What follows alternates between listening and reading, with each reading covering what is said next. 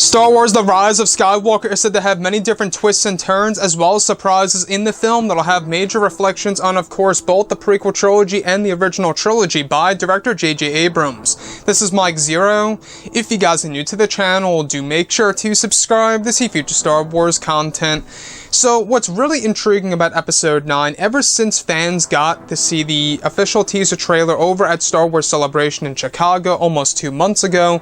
ever since fans heard the laughter of Darth Sidious, a lot of people have been wondering exactly how that character will be utilized and used in Episode 9, specifically in the second and third acts of the film, which is where Palpatine's story is going to spike in Episode 9. Now, these past couple of weeks or so, we've been learning a whole lot more about this film, and when it all comes down to one of the concept art descriptions, this is where things begin to get very exciting between both Emperor Palpatine, Anakin Skywalker, and even Kylo Ren. Now, specifically, it's described that a description of Kylo Ren and the Dark Acolyte in a standoff in between their lightsaber duel, where it's described to be the very moment in which the Dark Acolyte, also known as Vance, switches to becoming Darth Sidious by the power of Palpatine's spirit. It's described that the spirit of Sidious reveals to Kylo Ren through the body of Vance about a certain revelation involving Anakin Skywalker.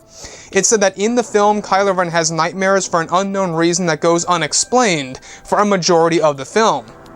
It's unveiled by Palpatine's spirit that when he gives a lecture to Kylo, that it was he who not only induced the terrible nightmares that of Anakin Skywalker in Revenge of the Sith, that went through which led to terrible visions of the future and his wife Padme, but that Sidious also induced the nightmare that Kylo Ren goes through in the film. It's described that Palpatine was the one who induced the visions of Anakin Skywalker that he had during his nightmares about not only himself but also of his wife Padme Amidala.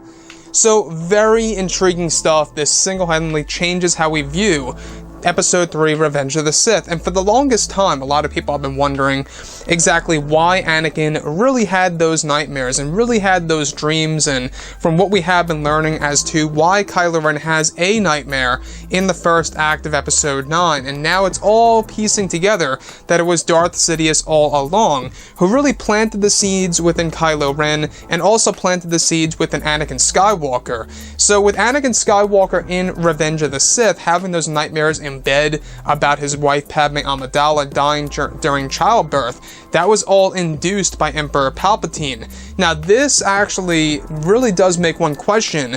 is it Palpatine who created the death of course, Padme Amidala, that would be used in a way to fully turn Anakin Skywalker to the dark side by using a lot of anger in order to make him more powerful? So what I like about this is that in Episode 9, we do know that the movie is really going to have a lot of these prequel trilogy, revelations that'll change how we view the franchise, and to me, I think that this is by far one of the best revelations that J.J. Abrams said to have planned for the third act of Episode 9 between both Sidious and Kylo Ren. Now, like I say, this movie really is going to have earth-shaking twists and turns, and will have a lot of saga-wide implications that will change how we view the prequels and the originals. And this by far is a great secret by Palpatine that he unveils to Kylo Ren about Anakin Skywalker, that it was he who actually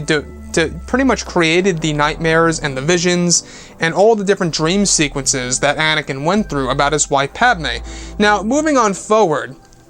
this really does, raise a lot of questions as to what other abilities does Sidious really have and that he is going to use in The Rise of Skywalker. Now, yes, we do know that the spirit of Sidious is going to be used in order to infiltrate the body of course, Vance, also known as the Dark Acolyte, as well as a moment in the film in which he enters the body of Kylo Ren, where Kylo Ren is also said to be powerful enough in order to prevent the spirit of Sidious from taking over his entire body. So we can see how Episode 9 is starting to shape itself into something different and something that fans have never seen before on the big screen, and borrowing a lot of Legends and EU material and using that in a sense in order to really reshape the Skywalker saga, either in a positive way and hopefully not in a negative way. So looking at Episode 9, I think that how they're really trying to answer a lot of those questions from the prequels, like, you know, everything related to Darth Plagueis and